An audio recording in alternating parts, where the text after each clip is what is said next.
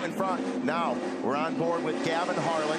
Harlan, very talented young driver here, not qualifying the way he's wanted to just yet this weekend as he puts some pressure on Potts. Goes to the inside. Is Potts going to let him go? He may be forced to go wide. Yes, he pushes him wide, side by side, off the Toyo Tires ramps for Potts and Harlan. Oh, someone has to give him. Potts almost lost control of that. Take a look at some replays, and Hines, he's aggressive this year. He's got so much confidence aboard that number 57. Says to Nolan, get out of the way. I want to win here today. Look at these guys. Look at Cole Potts in the 60. Hallmark Just.com truck kicks the rear end out. Just gets it together there. Harlan moves in front of him. Nolan, I want off this next ramp. I'm going to do what I got to do to make it happen.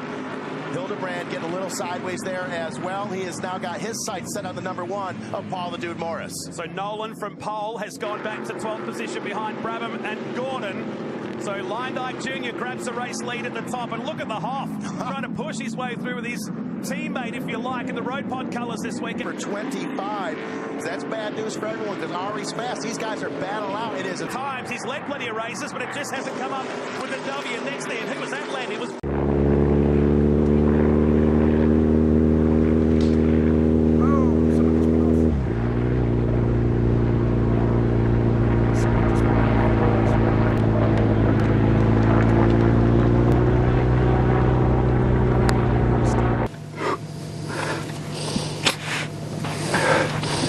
On dit que dans la vie la roue tourne, mais là, elle a du mal à tourner dans le bon sens pour moi.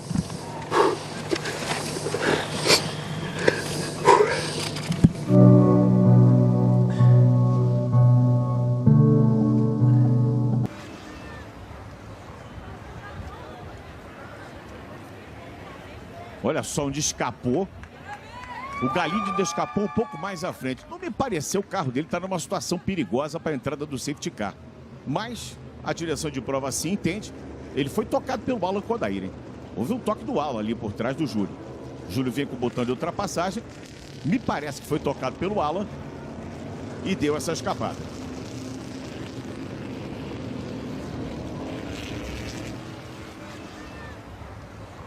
Davis houses. Look at the replay. Nick Percat there on Todd Kelly, and you see there instantly no brakes. He's gone to the inside to miss drilling the back of Todd Kelly. He's gone across the inside of the tyre bundle, backed his car into the rear of Lee Holdsworth, and it has opened the back of that BJR Commodore up, taking the rear windscreen out. I've never seen one of the new rear windscreens break like that. And I think this was a case of, well, I either hit Todd Kelly or I bail out of that and try and avoid and get lucky and avoid everyone. And Holdsworth copped the brunt of that in the right rear corner of the Preston Hire Commodore, as did Brad Jones Racing car. Incredible livery for this weekend. And gee, what started out as a really promising day for Brad Jones Racing ends terribly. And there's Nick.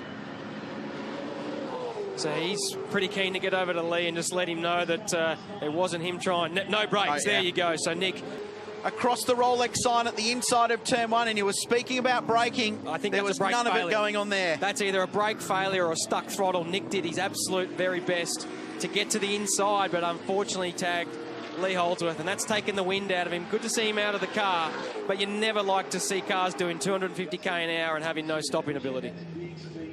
That's a big impact. Huge initial... Oh, man, look at the damage to the back of the Brad Jones Racing Commodore. We're under safety car. Naturally, that car in a dangerous position, and Lee was nearly past. He nearly got that gap between the cars. But I would suggest a bit of suspension damage to Lee's car. I reckon that car will be back out, if not this afternoon, tomorrow. But I'd be surprised if we see Nick Percat's car out for the rest of the weekend. That would have done a lot of damage to the left rear and also right up to the parcel shelf for that Commodore. They had such a tough year last year, Preston Hire Racing. Charlie Schwerkold's team, a big crash for Lee Holdsworth at Hidden Valley. Destroyed a car, had to get a new one built, turned it round. They had replacement drivers in their cars. Really tough initial season in supercar racing for that outfit since moving across to Holden. And just looking to stay out of trouble this weekend and learn and get up to speed. You're right about the damage and popping that rear screen out.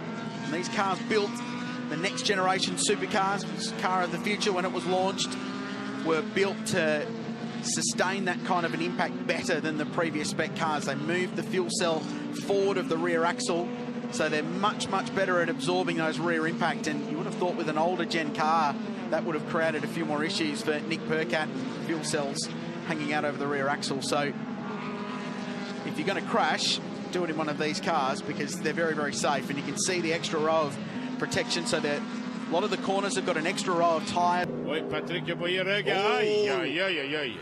Là, j'espère que Patrick est sorti de sa voiture. C'est en allé immédiatement dans la zone de dégagement. C'est ce que je crains le plus dans la compétition de sport motorisé. J'ai vécu des situations tout au cours de ma jeune carrière et le feu, c'est incontrôlable lorsque ça arrive. Ouais.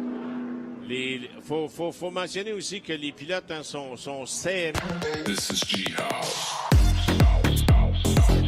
Oh no, Ken Quinn has gone over this time in turn number 6. So he got him sideways last lap, and this time he's rolled over the 100 car.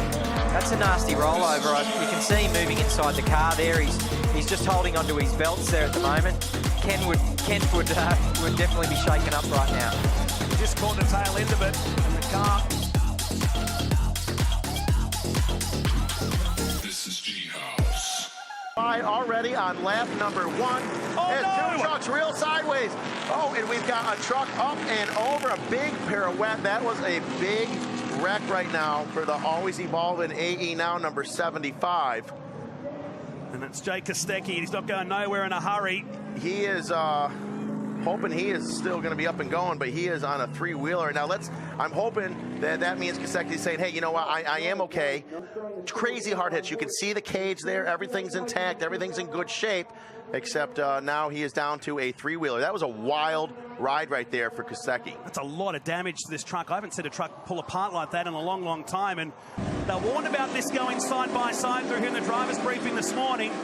Two trucks get together in midair. Nothing you can do about it there. And look at the way. And the dude was lucky. He probably got a bit of damage to his truck too on the way through. But massive damage to truck 75, the always evolving entry that we'd see Eric Davison in contact. Wow. With Hines, perhaps. Midair. Real wild ride there. I have seen every lap of this series. I have yet to see a truck come apart like that, but it really doesn't matter what happened to the truck or how it happened. All that matters is that Jake Kostecki is in good shape, and he's giving thumbs up saying he's all right. And it looks like we're going to go into another replay here in just a moment. Really extreme, super slow-mo. Contact with Melbourne. So it's Melbourne he's clashed with midair, slowing it right down. And contact like magnets in the midair. Both of them sideways on their own. It looks like to me, both those trucks ran it in on the loud pedal a little too deep. They both unloaded the sidewalls of the tires and the suspension, everything unloaded together. They contacted, and it looks like Jake, he got the short end of the stick on that D. Look at the camera angles Thumbs we have up. got here around today. This is phenomenal. That is incredible. That is the shot of the year. Yes, it Va Juanpi a buscar por afuera. Frena sobre el pasto. Claro, frena sobre el pasto y en el cruce inevitable lo sacude de atrás al auto de Gastón, que después encima copia todo el muro, todo el murete colocado allí. Bueno, mirá los daños en el auto del Coiro Dollar. De l'essor actuellement qui pourtant avait des temps rapides. Ça, c'est Patrick Boyer. Patrick Boyer qui abandonne. Le feu est pris dans la voiture de Boyer. The question is how much damage. Zach Lascalpo has huge damage on his car. The rest of the field's raced on. In fact, he needs to pull that one over. There's a fire underneath that car. Up front, Cam Hill has taken the win on a dramatic last lap. Steve Owen is second. Jimmy Vernon's third. But half the field stuck halfway around the lap. Yes, and this car is definitely having an exciting finish. Well, that's keen to get back to take the finish. There's fire extinguishers right there on pit wall, Great. so they'll be there to help that car. In just a moment, Zach Lascalpo will bail out of it. He's made it across the line, and they need to get onto that quickly because that's starting to take a hold. A dramatic way to finish race 13. We've had title contenders wiped out. We've had a last lap accident. We had a safety car in the middle of the race, and unfortunately now We have a car on fire here on pit straight. On the starting grid, whoever's starting in position 9 in the next race won't be very happy about No, definitely not, Leanne. That's absolutely right. Good news is that Zach's okay. He's stepped from that car. The fire, he's just straight onto it to try to look after that, but it's still burning underneath. That doesn't look good, and I think sadly that might be the end of his weekend. It looks like. Yeah, it's going to be hard to salvage that one with a race to come in. I think about 4 hours' time, and then another race tomorrow morning. So plenty of drama here in Newcastle. Let's have a look again at what unfolded. Liam McAdam in the background. He got a tag from Zach Scalpo, so that's where the damage came from the Scalpo that's ended up with his car catching on fire, and then the rest of these guys have nowhere to go. There's just no chance. It's a blind corner, and even if there's yellow flags out quickly, they're already there.